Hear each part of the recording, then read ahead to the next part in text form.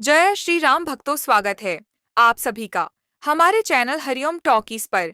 आज हम सुनेंगे पितृपक्ष की पौराणिक कथा। पितृपक्ष की कथा सुनने और सुनाने से पूर्वज प्रसन्न होते हैं।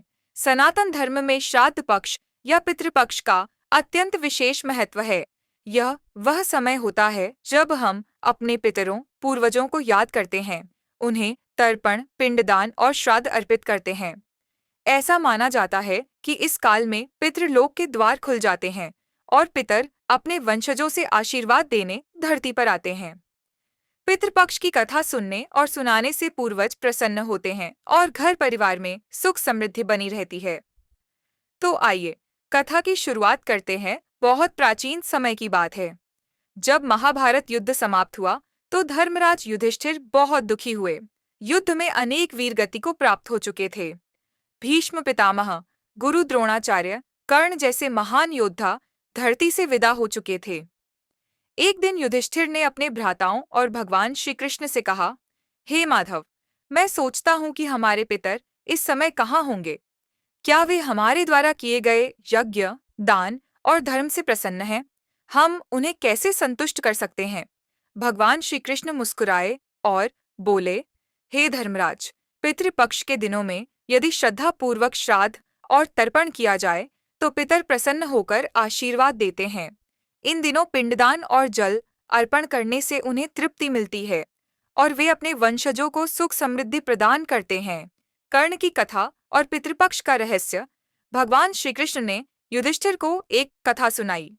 महाभारत युद्ध में वीर कर्ण ने पराक्रम दिखाकर संसार को चकित किया, लेकिन जब उसका देहांत हुआ और वह स्वर्गलोक पहुंचा तो वहां उसे केवल स्वर्ण और रत्नों से बने भोज्य पदार्थ मिले। खाने के समय जब उसने उन्हें देखा तो वह हैरान हुआ और उन्होंने देवराज इंद्र पूछा, मुझे अन्न क्यों नहीं दिया गया? मेरे जीवन में मैंने वस्त्र का दान किया, गौ का दान किया, स्वर्ण का दान किया, तो मुझे अन्न क्यों नहीं मिल रहा? देवराज इंद्र बोले, हे कर्ण, तुमने जीवन भर स्वर्ण, रत्न और वस्त्रों का दान किया, परंतु कभी भी अन्न और जल का दान नहीं किया, इसलिए तुम्हें यहाँ अन्न नहीं मिल रहा। कर्ण को अपनी भूल का एहसास हुआ। उसने प्रार्थना की कि उसे धरती पर लौटने का अवसर दिया जाए ताकि वह अन्न और जल का दान कर सके। देवताओं ने उसकी प्रार्थना स्वीकार की और कर्ण को 15 दिनों के लिए धरती पर भेज दिया। इन दिनों में कर्ण ने विधिवत अन्न, जल और पिंडदान का दान किया। यही दिन आगे चलकर पितृपक्ष कहलाए।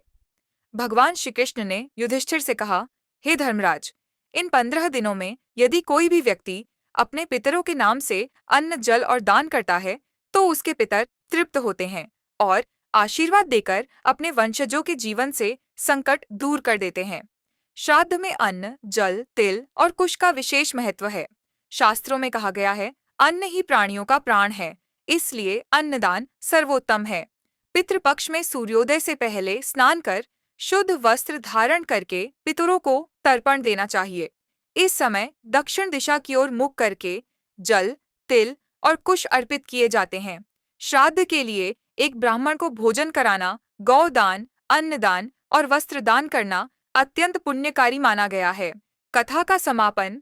युधिष्ठिर ने भगवान श्री कृष्ण के बताए अनुसार पितृपक्ष में पिंडदान और श्राद्ध किया। उनके पितर प्रसन्न हुए और आशीर्वाद दिया कि पांडव वंश कभी क्षीण नहीं होगा और सदैव धर्म की रक्षा करेगा।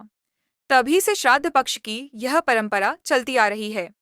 पितृपक्ष हमें यह सिखाता है कि हमें अपने पूर्वजों को याद करना चाहिए, क्योंकि आज हम जो कुछ हैं वह उनकी वजह से ही संभव है। श्राद्ध और तर्पण केवल कर्मकांड नहीं, बल्कि कृतज्ञता और आभार व्यक्त करने का माध्यम है। पितृपक्ष की यह पौराणिक कथा हमें याद दिलाती है कि पूर्वजों की कृपा के बिना जीवन अधूरा है। आइए हम सभी अपने पितरों को तर्पण अर्पित कर उनका आशीर्वाद प्राप्त करें। आप सभी को कहानी अच्छी लगी हो तो वीडियो को लाइक, शेयर करें और हमारे चैनल को सब्सक्राइब करना ना भूलें। जय श्री राम।